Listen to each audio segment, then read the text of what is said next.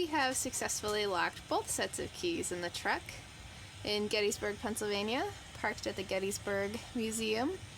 And this poor gentleman, on the first day of snowfall, is trying to unlock our manual locks so that we can get going. So, to be continued. We'll see how it goes.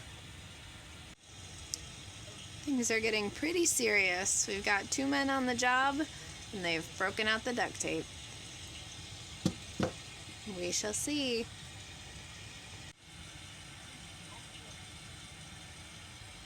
Seems like they're getting pretty close. We're about 45 minutes into this. Those manual locks are really giving those guys a run for their money.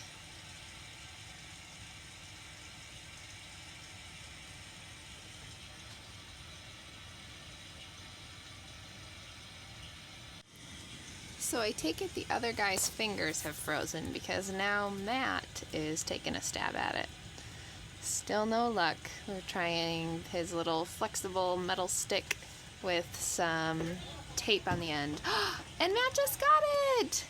Nicely done. We're saved!